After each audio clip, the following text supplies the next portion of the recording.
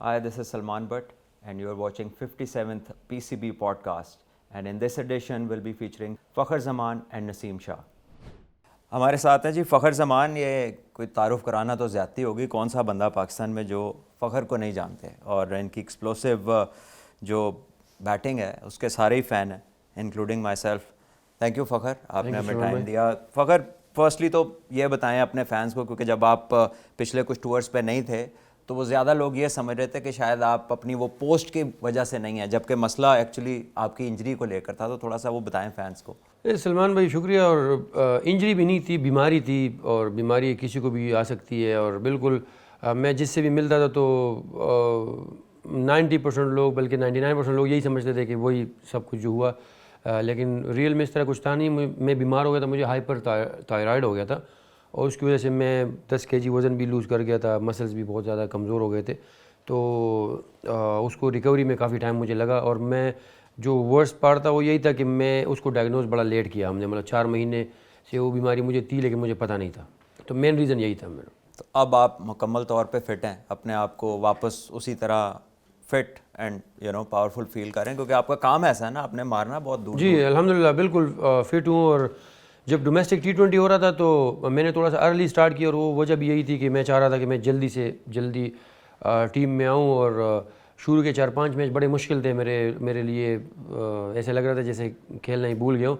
लेकिन जैसे ही gradually match गुजरते रहे तो उसके साथ मेरी परफॉर्मेंस भी अच्छी होती रही. फिर IL T20 अच्छा गुजरा, और अभी तो अल्हम्दुलिल्लाह बिल्कुल 100% मैं फील कर रहा हूँ. ज़ाहिर है एक नए प्लेयर से तो आप पूछते हैं ये सवाल कि बड़े एक्साइटेड हैं, लेकिन ऑब्वियसली एक आपकी तरह का एक्सपीरियंस प्लेयर जिसका जो टॉप स्टार्ट था वो चैम्पियंस ट्रॉफी ही था, करियर का आगाज़ और फाइनल में बहुत बड़ी परफॉर्मेंस. तो अब कितना आप समझते हैं कि एक्साइटमेंट लेवल क्या है, बिकॉज एक कमबैक का एलिमेंट भी है, फिर एट द सेम टाइम आपके साथ नया ओपनिंग पार्टनर भी है जिसके साथ शायद पहले आपने ओपनिंग इतनी की नहीं है बाबर के साथ, ऑल्दो कि उनके साथ आपकी बैटिंग खासी पार्टनरशिप्स रही हैं.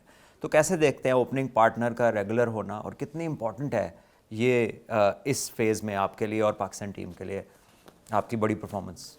देखिए इम्पॉर्टेंट तो है. आप इतना बड़ा इवेंट खेल रहे हैं, और जाहिर सी बात है सबसे बड़ी बात हमारे लिए कि हमारे मुल्क अपने पाकिस्तान में हो रही है, तो एक्साइटमेंट भी है. और बाबर ऐसा प्लेयर है कि वो उसके लिए मेरे ख्याल में नंबर कोई मायने नहीं रखता, क्योंकि जो उसकी क्लास है वो मैं समझता हूँ कि वो आपको कमी ही फील नहीं होने देते. और जिस आसानी से वो रन्स निकालते हैं, स्पेशली मैं समझता हूँ कि वनडे क्रिकेट में अगर आपके पास इतनी रेंज हो जैसे बाबर के पास है तो आपके लिए इजी हो जाती है क्रिकेट. और मुझे उम्मीद है कि वो बहुत अच्छा करेगा ओपनिंग में, और मेरे लिए चीज़ों को आसान करेगा. और बिल्कुल आपने सीखा कि शुरुआत मेरी चैम्पियंस ट्रॉफी से हुई थी और वो बड़ी ज़बरदस्त थी.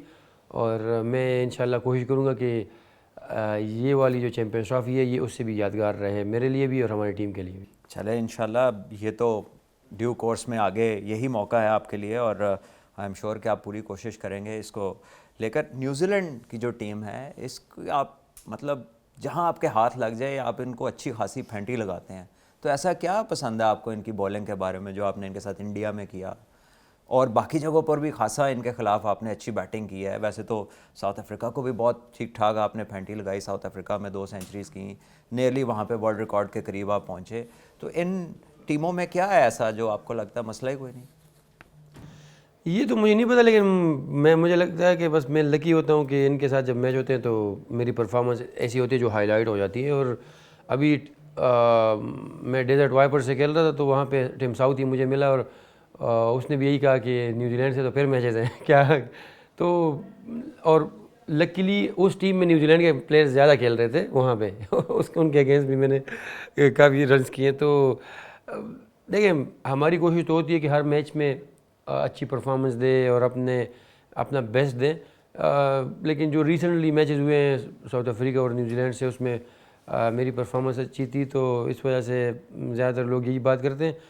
लेकिन मेरी कोशिश ये होगी कि हर किसी के अगेंस्ट में अच्छा खेलूँ, क्योंकि अभी नेक्स्ट टारगेट जो है वो यही 2 मैचेस है, फिर फाइनल है और फिर चैम्पियंस ट्रॉफी है. तो इसमें आपके अगेंस्ट डिफरेंट टीम्स आएगी, और हम लोग कोशिश करें कि एज अ टीम जेल होके खेलें और टीम के लिए खेलें। नहीं, ये बड़ा अच्छा लगा, आपने बड़ा पॉजिटिवली इसको पुट डाउन किया और आपने कहा 2 मैचेस हैं और फिर फाइनल है, so mentally you are already there playing every game which is absolutely great to hear.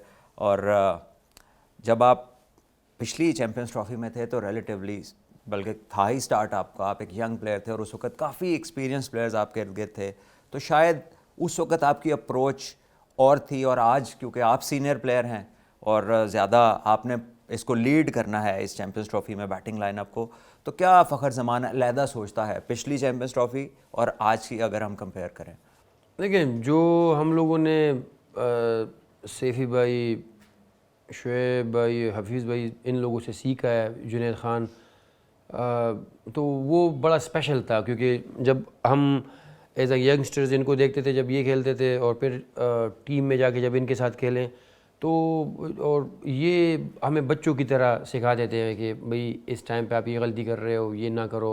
और तो सीखा तो उनसे काफ़ी कुछ है। और अभी एज ए सीनियर प्लेयर जो है ना, वो मैं ये समझता हूँ कि मैं अगर किसी यंगस्टर के बारे में कुछ उसके लिए मुझे लगे कि यार ये कुछ गलती कर रहा है तो मैं हेजिटेट नहीं करता। मैं वो क्या, ख्वाह वो साइम हो, ख्वाह कोई भी हो, तो कमरान ग़ुलाम हो, तो हम लोग उससे उनसे शेयर ज़रूर करते हैं। और ये टाइम के साथ जो है ना, ये चीज़ें, हमारा कल्चर ही ऐसा है कि जब आप जितनी क्रिकेट खेलते हो तो आप में ये चीज़ें आती है। और मेरी भी यही कोशिश है कि मैं जूनियर के साथ शेयर करूं। और जो बैटिंग है वो मेरा रोल शुरू से अभी तक यही है कि मेरे साथ जूनियर खेले, सीनियर खेले, मैं अपने पार्टनर के लिए क्रिकेट मतलब ईजी करूं। ये ना हो कि अगर 8 रन की एवरेज हो तो मैं उस पर प्रेशर डालूं। मेरी कोशिश होती है कि मैं हाई रिस्क खेलूँ। और चैम्पियंस ट्रॉफी में यकीनन जब आप जाते हैं तो न्यूजीलैंड के बाद आपका दूसरा बड़ा हरीफ जो है वो इंडिया है ऑब्वियसली। तो पिछली दफ़ा आपकी ज़द में ही आई थी इंडिया और पाकिस्तान चैम्पियंस ट्रॉफी जीता था, तो इस बार कोई प्लान है पिछली दफ़ा से हट के या वही करना है जो लास्ट टाइम किया था? अगर उस तरह लकी रहा तो देखिए सलमान भाई, हमारे लिए तो हर मैच, अगर चैम्पियंस ट्रॉफी के 3 मैचेस हैं तो आपको पता है 3 मैचेस होते हैं, हर मैच आपके लिए इम्पॉर्टेंट होता है। और हमारी पूरी कोशिश यही होगी वो हम हर मैच जीतें। और मैं मानता हूँ कि इस मैच को बहुत ज़्यादा हाइप मिलती है मीडिया पे और लोग बहुत ज़्यादा डिस्कस करते हैं, हमसे भी पूछते हैं, लेकिन हमारा जो सबसे पहला टारगेट है वो न्यूजीलैंड से मैच है, फिर इंडिया से और फिर बांग्लादेश से। तो कोई स्पेसिफिक जो है ना, हम लोग ये नहीं करते कि भाई इंडिया के मैच के लिए कोई ख़ास डिफरेंट में ट्रेनिंग करें। सेम आप भी काफ़ी मैचेस खेले हुए हैं, तो और जो प्रेशर होता है मेरे ख्याल में वो सिर्फ मीडिया का होता है और वो टूर्नामेंट से पहले होता है। जब आप मैच के दिन आते हैं ग्राउंड, टॉस होता है, तो हो सकता है कि डिफरेंट प्लेयर्स को मुख्तलिफ फील हो, लेकिन मेरे लिए मैं समझता हूँ कि जो हमारे लिए किसी भी दूसरे कंट्री से मैच होता है, इंडिया वाला मैच भी जो है ना वो सेम माइंडसेट से मैं खेलता हूँ और उसका प्रेशर भी तकरीबन सेम ही होता है। तीनों जो आपके बड़े हरीफ सामने आने हैं ट्राई नेशन में और चैम्पियंस ट्रॉफी में, न्यूजीलैंड, साउथ अफ्रीका और इंडिया, 3 कंसेक्यूटिव 100 आपने न्यूजीलैंड के ख़िलाफ़ किए और साउथ अफ्रीका में 2 सेंचुरियाँ वहाँ पे उनके ख़िलाफ़ की इंडिया को।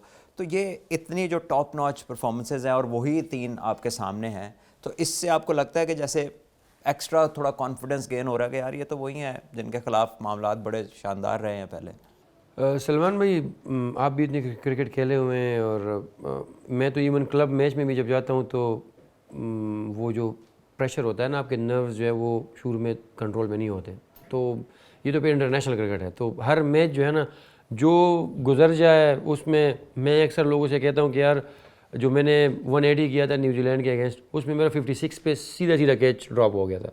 इवन जो 193 किया था, जो जिसकी आप बात कर रहे हैं साउथ अफ्रीका से, वो फील्डर ने डाइव मारी, लेकिन मेरे ख्याल में फील्डर का नाम मैं नहीं ले रहा, लेकिन जो साउथ अफ्रीका के बेस्ट फील्डर्स हैं वो अगर होते वहाँ पे तो वो ईजिली मैं कैच हो जाता। तो मकसद मेरा ये है कि एज अ इंटरनेशनल क्रिकेटर और इतने अप्स एंड डाउन्स मैंने देख लिए हैं कि इसमें हम जो भी कर लें, आप अच्छा करो या बुरा करो, हमारा टारगेट होता है नेक्स्ट मैच में अच्छा करना।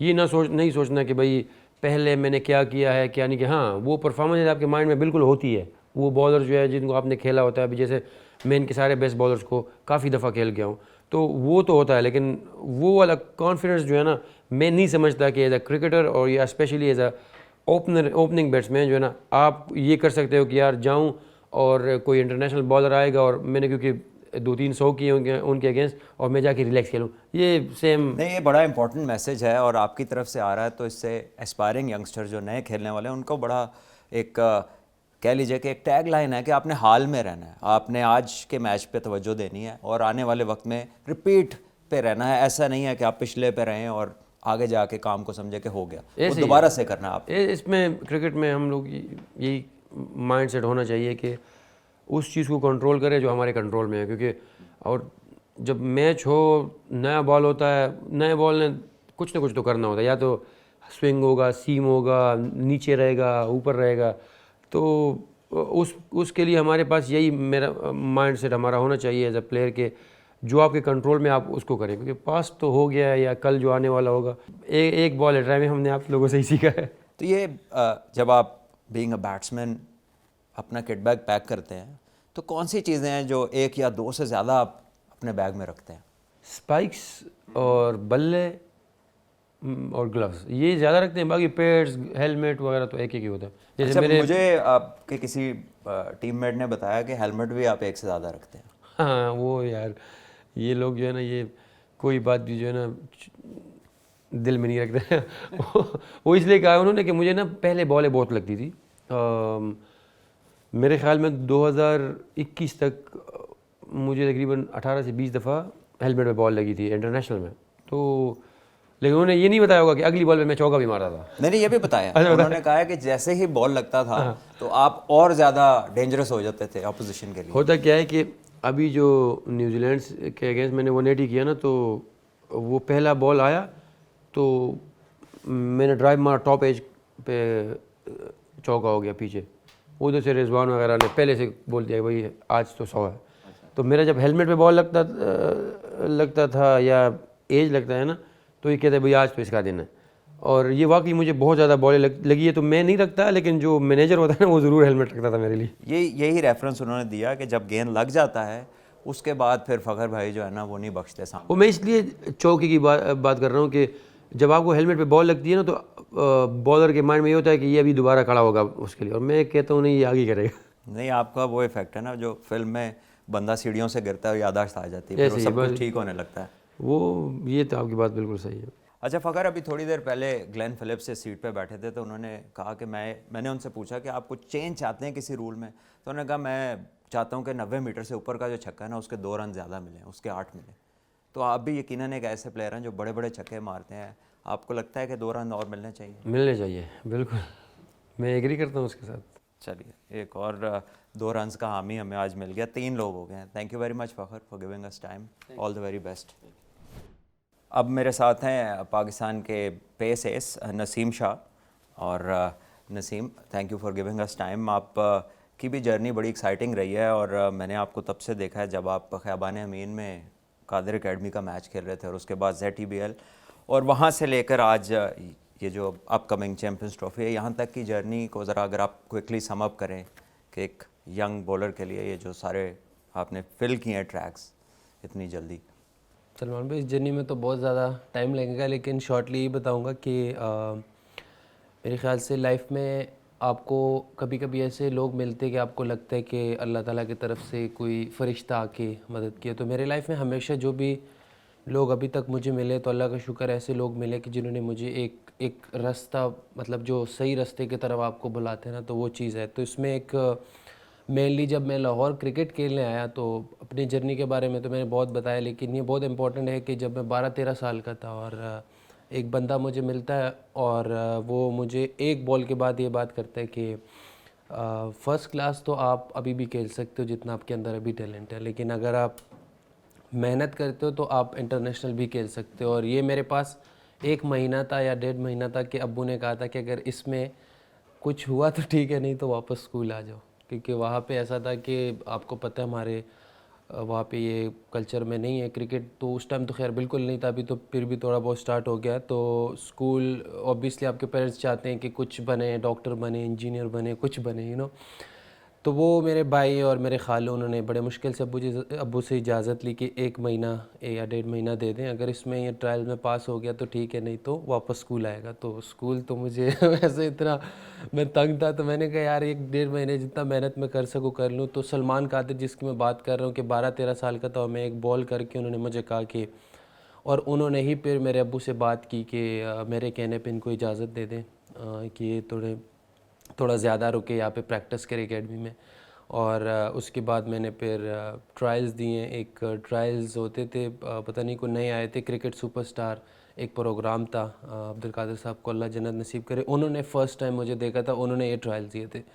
तो वहाँ से मेरी जो हार्ड बॉल की क्रिकेट है ना, टेप बॉल से ही आया था, तो वहाँ से स्टार्ट हुई थी। तो वहाँ से तो फिर स्टेप बाय स्टेप खेलता गया। लेकिन मेन जो चीज़ थी वो ये थी कि अगर वो जो मेरे लिए 2-4 लाइंस थे उस टाइम पे, वो इतने इंपॉर्टेंट थे कि उसी ने ही मुझे क्रिकेट में डाला, वरना तो जाके वापस टेप बॉल वगैरह जो शाम में लोग खेलते हैं नॉर्मली वो खेलता और स्कूल में पढ़ता। लेकिन उस लाइन ने, मुझे लगता है कि आपकी लाइफ में ऐसी कोई चीज़ आती है कि एकदम से आपकी चीज़ें बदल जाती, तो वो ऐसी लाइन्स थी कि उसकी वजह से मुझे क्रिकेट का शौक़ पड़ा। ठीक है, हालांकि मेरा बचपन का दोस्त है, उसने मुझे कभी ऐसी बात नहीं बताई, तो ये एक शिकायत तो बन गई है कि भाई आपको पहले दिन बता दिए, तो मुझे कुछ नहीं उसने बताया। बल्कि अपने आप को भी अगर वो शीशे में देख लेता तो पहले कोचिंग की तरफ लग जाता। तो खैर, बड़ी बात है कि आपको 12 साल की उम्र में महीने का टाइम मिला, मतलब it is a huge ask कि एक बच्चे को जो है इतना एक ऑब्वियसली डिसाइडिंग टाइम उसके लिए दे दिया जाए कि एक माह में आप डिसाइड कर लीजिए आपने कहाँ जाना है। और ऑब्वियसली बड़ा आप में एक इमेंस टैलेंट होगा जो उसी टाइम से वो किक ऑन किया। तो करियर स्टार्ट होता है, आप आते हैं, आप छा जाते हैं, ज़बरदस्त बॉलिंग करते हैं, फिर उसमें एक फ़ेज़ आता है जब आप इंजर्ड होते हैं और एक इम्पॉर्टेंट इवेंट जो है वो आपकी अर्ली करियर से निकलता है, 2023 का वर्ल्ड कप। तो थोड़ा सा यंगस्टर्स जो सुन रहे हैं उनको बताइए कि एक फ़ास्ट बॉलर का कितना पार्ट एंड पार्सल है लाइफ में इंजर्ड होना, फिर उसको ओवरकम करना और फिर वहाँ से वापस आके अगेन अपनी जगह को बनाना और मेंटेन करना।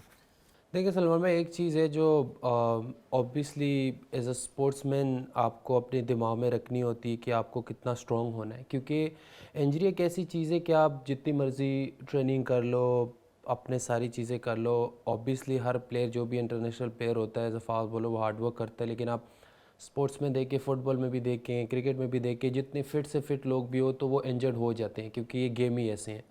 तो उसमें बहुत ज़्यादा इम्पॉर्टेंट है कि आप ख़ुद मेंटली कितना स्ट्रॉन्ग है, क्योंकि लोगों को बिहाइंड द सीन पता नहीं होता कि यार इसने कितनी मेहनत की है, इसके पीछे क्या क्या है, और आपको भी पता होता है कि यार मैं कितनी मेहनत करके आया हूँ इस जगह पे, और दोबारा से आप डाइव मारते हो या सडनली आपका पैर मुड़ता है, क्योंकि उसकी तो कोई एक्सरसाइज नहीं है, दोबारा से आप इंजर्ड हो जाते हो। और मेरे ख्याल से कि किसी भी स्पोर्ट्समैन के लिए उसकी लाइफ का सबसे टफ एंड मुश्किल टाइम है उसका रीहैब, कि जब वो दोबारा से कर रहा होता है, लाइक आपको ऐसे लगता है कि दोबारा से मैं अपने लाइफ को ना बना रहा हूँ, क्योंकि बड़ा एक मुश्किल टाइम होता है और उसी टाइम पे आपको अच्छे लोग, पॉजिटिव लोग भी चाहिए होते हैं, और उसी टाइम पे आपको मिलते भी हैं, क्योंकि वो ऐसा टाइम होता है कि जब आप काम के हो तो सारे आपके हैं, और अगर आप काम के नहीं हो तो कोई भी आपका नहीं है, लेकिन उस टाइम पे अगर कोई आपको सपोर्ट करे तो वो हमेशा आपको याद भी रहता है, और बड़ा इम्पोर्टेंट भी होता है कि आप ख़ुद मेंटली कितना स्ट्रॉन्ग है, क्योंकि लाइफ में ये चीज़ें आपके लाइफ में आती रहनी है। इससे चलिए, ये तो खुशनसीबी भी है कि अर्लियर ऑन आपको इतना इम्पोर्टेंट और बड़ा लेसन जो है वो लाइफ में मिल जाए। तो मूविंग ऑन, आपने न्यूजीलैंड के ख़िलाफ़ बड़ी अच्छी परफॉर्मेंसेस दी, 5 मैचेस में आपकी 13 विकेट्स हैं, और उन्हीं से ट्राई नेशन में भी मैच होना है, और वही आपके पहले हरीफ हैं चैम्पियंस ट्रॉफ़ी में। तो उनके लिए कोई ख़ास तैयारी है या आपको पता है किसको आपने टारगेट करना है, और क्या आप एग्जैक्टली करेंगे कि न्यूजीलैंड से जो है ना वो जीत के आगे जाया जाए? देखिए, मेरे ख्याल से one day cricket is all about discipline. जितना आप डिसिप्लिन रहते हो, जैसे 4 डे क्रिकेट है सेम, क्योंकि T20 cricket is different, but ODI जो है वो सिमिलर थोड़ा बहुत टेस्ट को मिलता है, क्योंकि आपने जितना डिसिप्लिन बॉलिंग करते हो और अपने स्ट्रेंथ पे रहते हो, तो वही आपके लिए काम आते हैं। और मैं हमेशा अपने प्रोसेस पे ट्रस्ट करता हूँ कि जो मैं करके आया हूँ, अभी सीरीज़ स्टार्ट हुई तो अब मतलब मैं 100% उस चीज़ के लिए रेडी हूँ कि जो मेरी स्ट्रेंथ है और जो मेरी बॉलिंग है वो मैंने करनी है। और मतलब उन दिनों में मैं कोई ख़ास चेंजेस नहीं लाता टूर्नामेंट के दौरान या सीरीज़ के दौरान, उससे पहले जो मैं कर चुका होता हूँ उसी पे मैं ट्रस्ट करता हूँ, और अपनी डिसिप्लिन बॉलिंग करता हूँ तो उसी पे ही सक्सेस मिलती है। तो न्यूजीलैंड का कोई ऐसा प्लेयर है दिमाग में कि यार इसको आउट करना है, ये बहुत फंसता है हमारे खिलाफ? देखिए ऑब्वियसली कुछ प्लेयर्स ऐसे होते हैं जो उस टाइम पे कोई भी वो पार्टनरशिप लगाएं, वो उसी टाइम के लिए इम्पोर्टेंट होता है कि टीम को विकेट की ज़रूरत है, वो आउट कर लें। जैसे उनका चैपमैन है, वो हमेशा पाकिस्तान के ख़िलाफ़ अच्छा खेलता है और इन पिचेस पे ज़्यादा अच्छा खेलता है। तो इस तरह के जो इम्पोर्टेंट विकेट्स है वो आप टीम को दिलाते हैं तो ऑब्वियसली टीम को फ़ायदा होता है। और किसी भी टाइम पे जब पार्टनरशिप लगी होती है, टीम को ज़रूरत होती है, तो वो विकेट आपको ज़्यादा मज़ा भी देते हैं और वो टीम को फ़ायदा भी। तो मज़े की बात की है तो न्यू बॉल पार्टनरशिप भी बड़ी इंपॉर्टेंट होती है टीम्स के लिए। तो कितना मज़ा आता है जब शाहीन दूसरे एंड से बॉलिंग कर रहा होता है? क्या वो आपको इंस्पायर करता है कि टॉप ऑफ योर गेम रहना है, क्योंकि दूसरी तरफ से अक्सर ही वो नए बॉल पे बड़ी जल्दी विकेट लेता है?